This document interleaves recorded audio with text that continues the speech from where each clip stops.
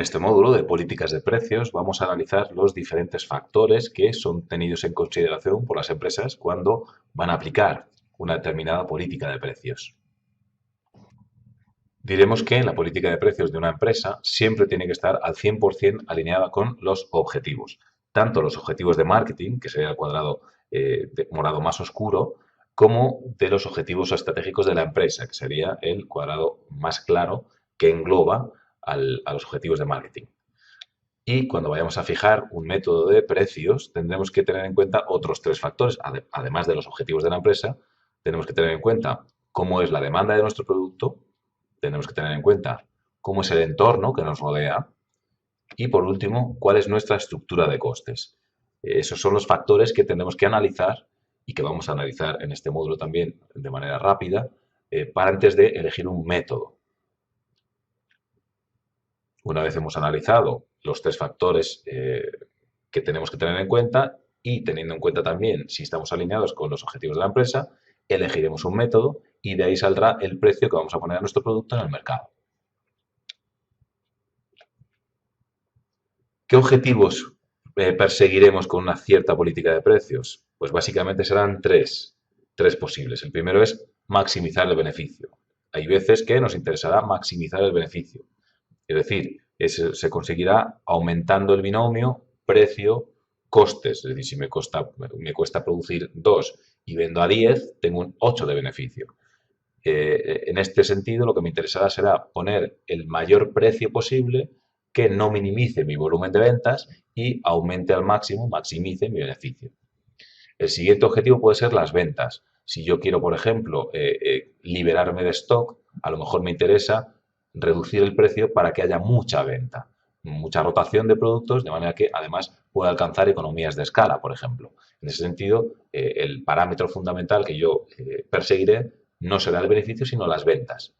Y por otra parte, puedo tener en mente objetivos de marketing cuando establezco mi precio. Por ejemplo, si quiero posicionar mi producto como un producto de alta calidad, pondré un precio muy alto a pesar de que no tenga muchas ventas a corto plazo.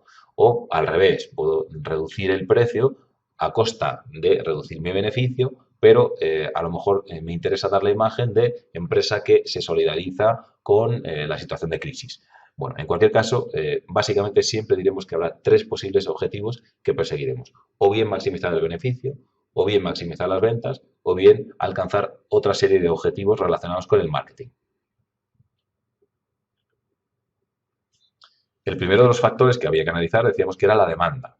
¿Cómo se analiza la demanda? Bueno, pues básicamente lo que haremos será dibujar una curva de la demanda. No voy a entrar muy en profundidad en este aspecto porque va a ser tratado en un módulo aparte, pero simplemente diré que la curva de la demanda refleja cómo varía la demanda de un producto cuando hay variaciones en el precio. En la gráfica tenemos una demanda elástica en el sentido inverso a la variación de precio, que es lo habitual. ¿Qué significa eso? Que si tenemos un producto que vendemos a un precio P sub 1 y se vende una cantidad Q sub 1 en el mercado, si reducimos el precio de nuestro producto hasta P sub 2, venderemos más. Tenemos una cantidad Q sub 2 de demanda de nuestro producto en el mercado. Esta es una curva típica de demanda, pero como digo, no vamos a entrar mucho más en detalle porque va a ser visto en profundidad en otro módulo.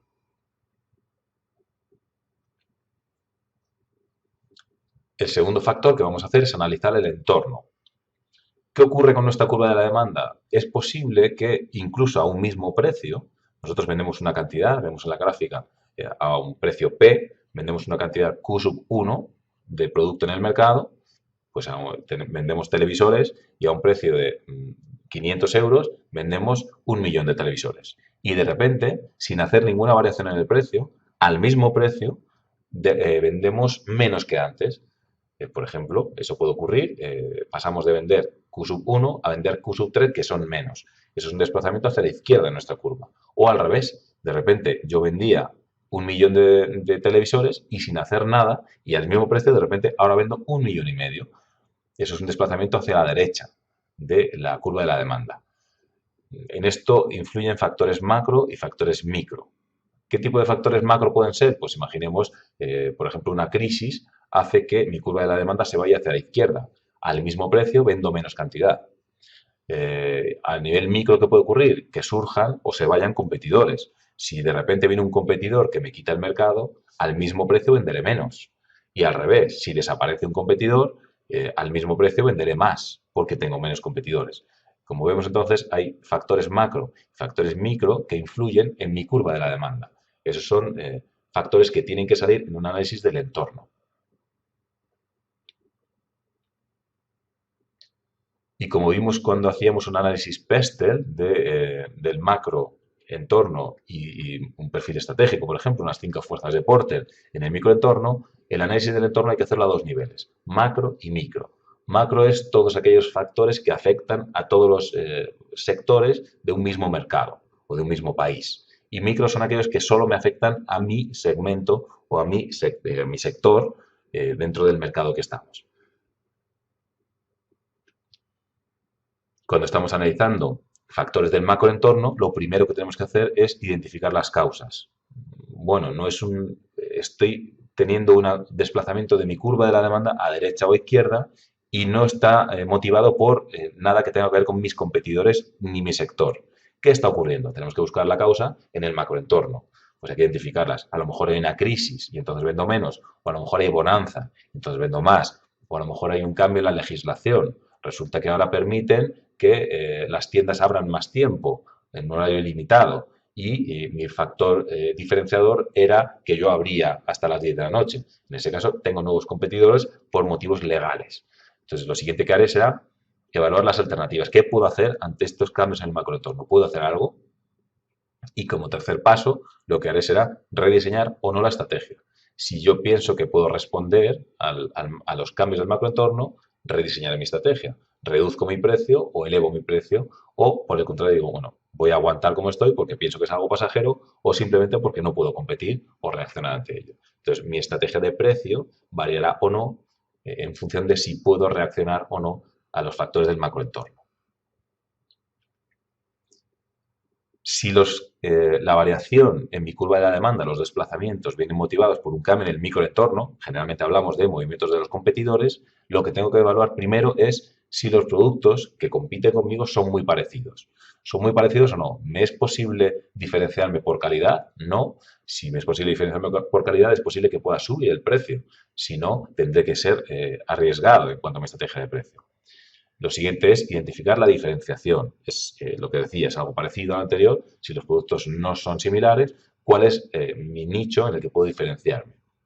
Lo siguiente que tendré que identificar, si es un movimiento de un competidor, es cuál es el impacto que puede causar en el mercado y si lo va a poder sostener en el tiempo. Eso tiene relación con el cuarto factor, que es el posible motor. ¿Por qué el competidor de repente ha rebajado el precio de su televisor y me está atacando?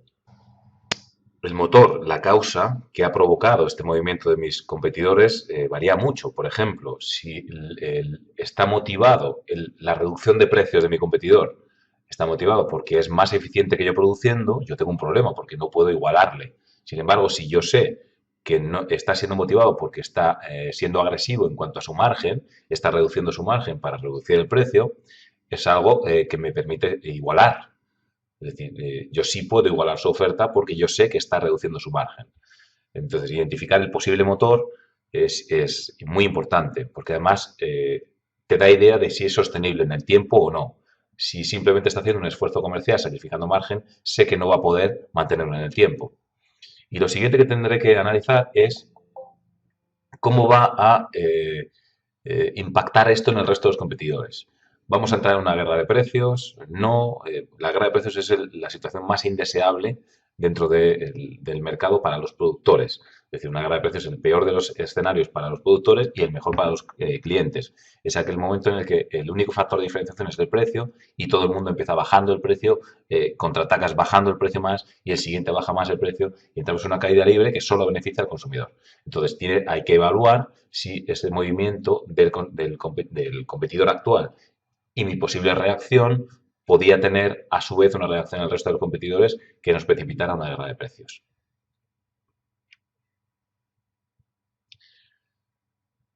En cuanto al entorno, macro y micro, solo hay dos factores básicos con los que puedo jugar. la calidad y el precio. Y dentro de cada uno de esos factores tengo tres posibilidades. La primera es elevar, la siguiente es mantener y la siguiente es reducir. La primera combinación de esto, bueno, hay varias combinaciones, hay 5 clásicas.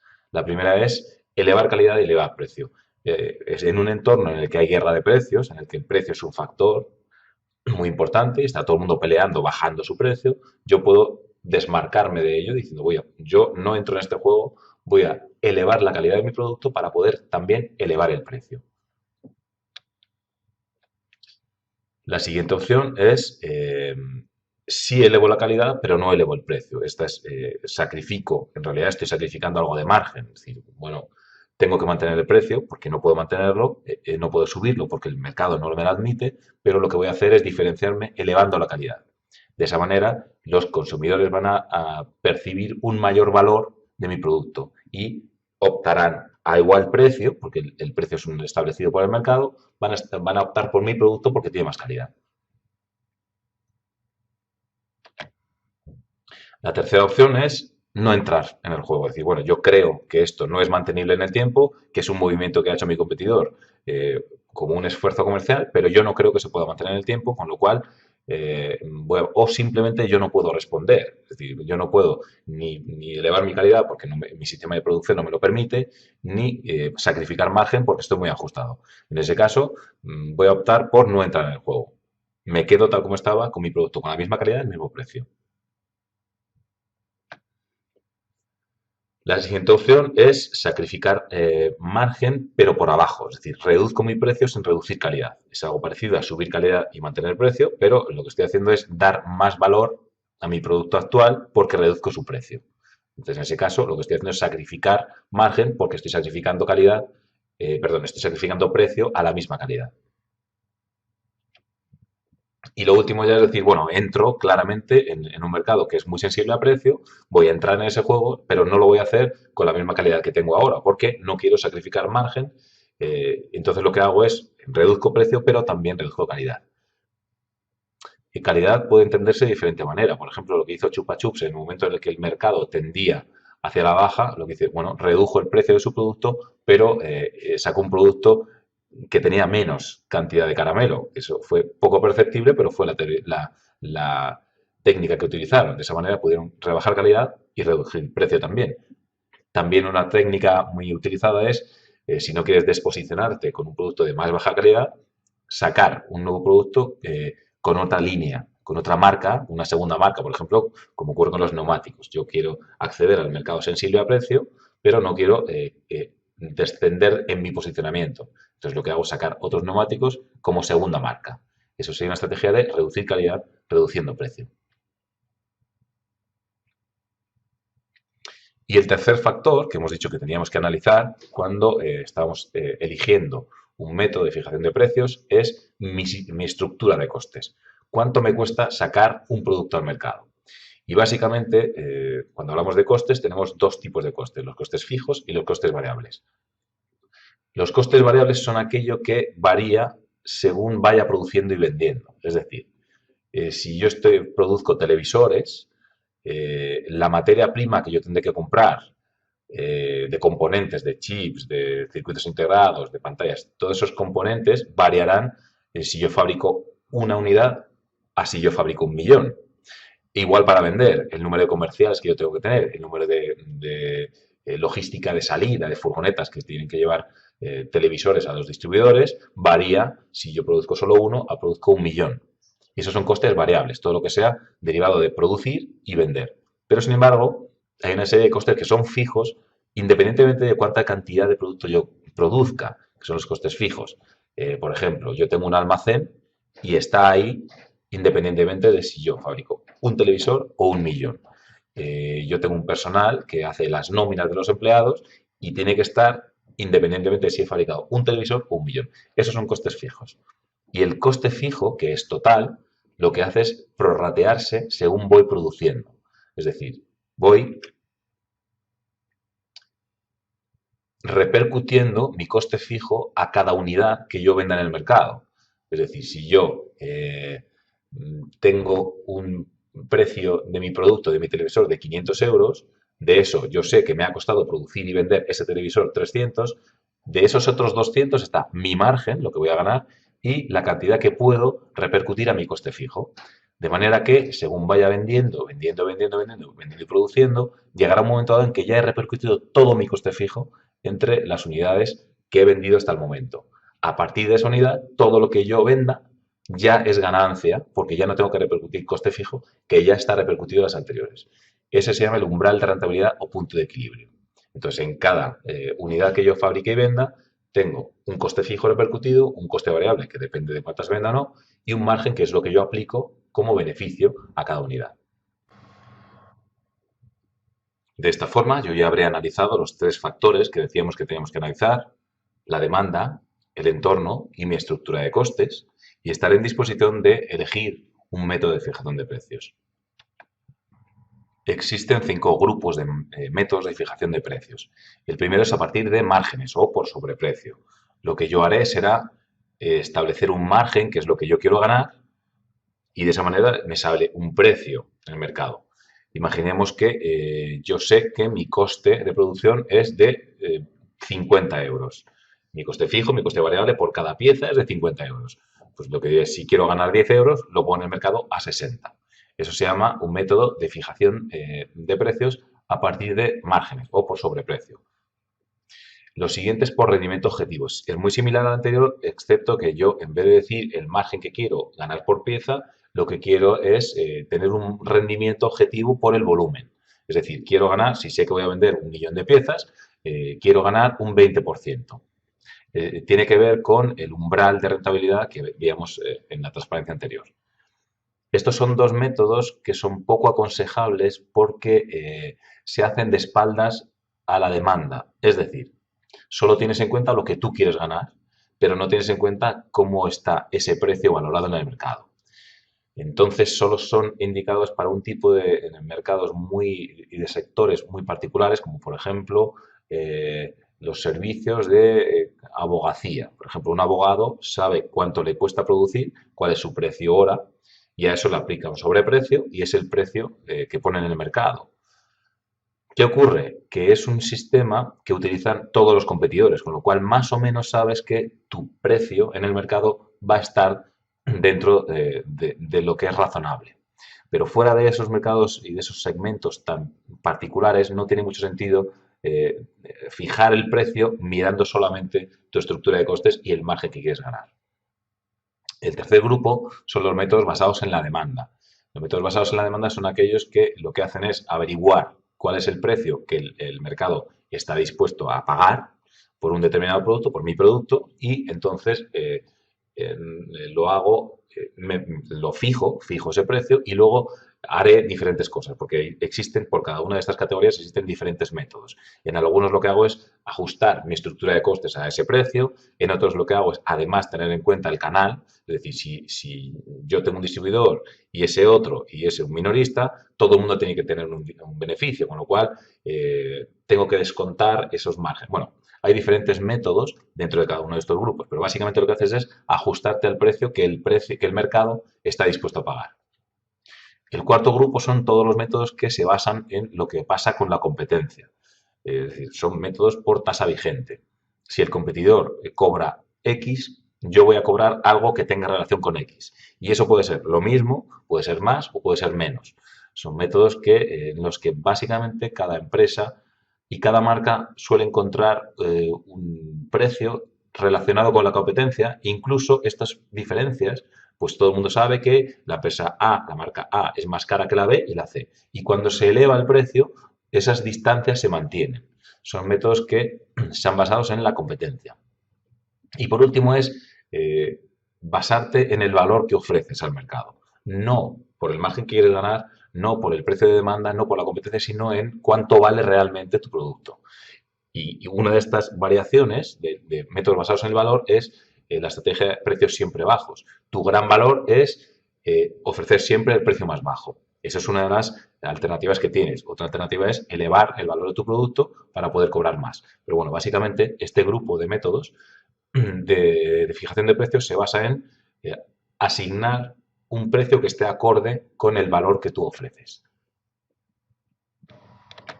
Y de esta manera habíamos llegado al fin del módulo de políticas de precios, analizando los factores que hay que analizar cuando se elige un método, la demanda, el entorno y nuestra estructura de costes, y por último haciendo un pequeño repaso de los métodos de fijación de precios.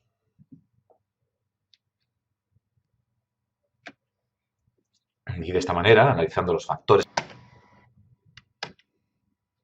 que hay que tener en cuenta, el entorno, la demanda, la estructura de costes y existen 5 tipos de métodos de fijación de precios. El primero es a partir de márgenes o por sobreprecio. Básicamente diremos que hay 5 métodos genéricos de fijación de precios. Cada uno de ellos tienen diferentes métodos reales. Estos son 5 tipos. Los hay a partir de márgenes o por sobreprecio. Los hay por rendimiento objetivo, basados en la demanda, basados en la competencia y basados en el valor.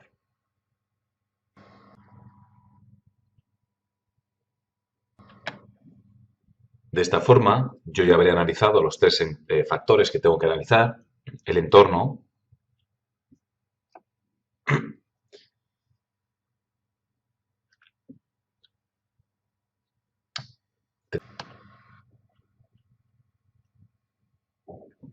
teniendo en cuenta esos conceptos, lo que vamos a hacer es elegir un método de fijación de precios para mis productos. Y básicamente diremos que hay 5. Si el motivo es una mejora en la eficiencia de su estructura de costes, yo tengo un problema. En cuanto a la política de precios, diremos que siempre va a ir alineada al 100% con los objetivos de la empresa. En la figura vemos un cuadrado morado más oscuro dentro de otro cuadrado más claro. El más claro representa los objetivos estratégicos de la empresa. Cuando una empresa hacía estrategia, definía su misión, su visión y sus objetivos estratégicos, aquellos que le iban a permitir ir del lugar actual hasta la visión que tenían. Esos son los objetivos estratégicos.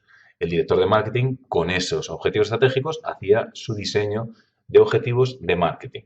Muy bien, la política de precios está dentro de la política de marketing para cumplir los objetivos de marketing que están alineados con los objetivos de la empresa. Es decir, siempre, siempre, siempre los objetivos de la empresa estarán por delante de la política de precios que vamos a aplicar. Y teniendo en cuenta los objetivos, además tenemos que tener en cuenta otros 3 factores antes de aplicar un método de precios u otro. En primer lugar, analizaremos cómo es la demanda de nuestro producto. En segundo lugar, analizaremos cómo es el entorno que nos rodea. Y en tercer lugar, analizaremos cuál es nuestra política de costes.